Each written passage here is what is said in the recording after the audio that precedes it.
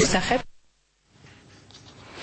ახალი რეგულაცია კომერციული ბანკებისთვის. საქართველოში მოქმედ კომერციულ ბანკებს მომხმარებლისთვის საბანკო მომსახურების გაწევისას აუცილებელი ინფორმაციის მიწოდება დაევალათ. ბანკი ვალდებულია კლიენტს ყველა იმ დანახარჯის შესახებ აცნობს, რომელიც მას კრედიტის აღებისას ან დეპოზიტის გახსნისას უშუალოდ საპროცენტო განაკვეთის გარდა აქვს.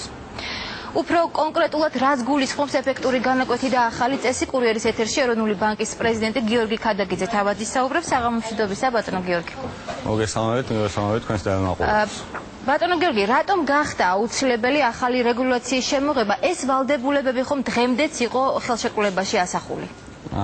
პირველ რიგში მინდა მოგილოცოთ დღევანდელი საიუბილეო თარიღი, გისურვოთ წარმატებები. რაც შეეხება უშუალოდ ინიციატივას, რომელიც დღეს შევიდა ძალაში, მოგეხსენებათ, რომ მომხმარებელთა უფლებების დაცვა ჩვენთვის არის განცხადებული პრიორიტეტი. ერთი წელია უკვე ჩვენ ამ საკითხთან დაკავშირებით მუშაობთ.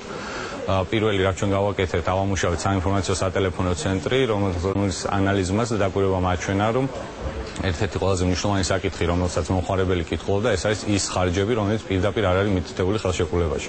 კონკრეტულად ლაპარაკი არის გარდა საპროცენტო ხარჯისა ისეთ ხარჯებზე, როგორიცაა კონვერტაციის საკომისიო, განაღდების საკომისიო, სესხის დამტკიცების საკომისიო და სხვადასხვა სარეგისტრაციო ხარჯები. ამიტომ დღეიდან შევიდა ძალაში წესი, რომელიც ავალდებულებს საბანკო სისტემას თავსარჩივე, ხელშეკრულების თავსარჩივე მიუთითოს ყველა ის ხარჯი, რომელიც იქნება დაკავშირებული შემდგომში კრედიტის თუ დეპოზიტის მომსახურებასთან.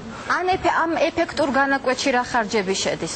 ეფექტური განაკვეთში შედის როგორც უშუალოდ საპროცენტო ხარჯი, ასევე ყველა ის ხარჯი, რომელიც არის ამასთან დაკავშირებული, რაზეც მე მოგახსენეთ. შესაბამისად, ამ ხარჯების ერთობლიობის შეფარდება თანხის ძირითად, კრედიტის ძირითად თანხასთან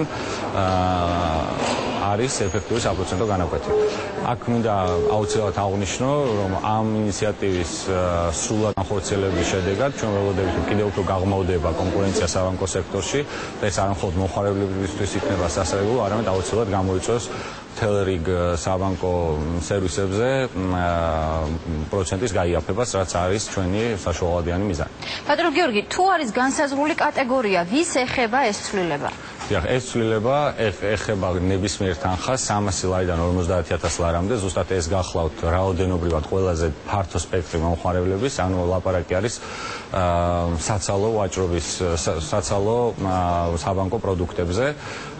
ეს ცვლილება არ ეხება დიდ სესხებს, ვინაიდან საერთაშორისო პრაქტიკის მიხედვით ითვლება, რომ დიდი სესხის და დიდი დეპოზიტის ბენეფიციარი პირის გააჩნია სათანადო კვალიფიკაცია, რომ ეს არჩევანი გააკეთოს, ამისთვის მას აქვს დროც და შესაძლებლობები. ხოლო უშუალოდ ჩვენი ინტერესისაგან წარმოადგენს მომხმარებელთა ის ფართო სპექტრი, რომელიც გადაწყვეტილებებს იღებს ღირსიერად უშუალოდ ბანკში მისვლის დროს.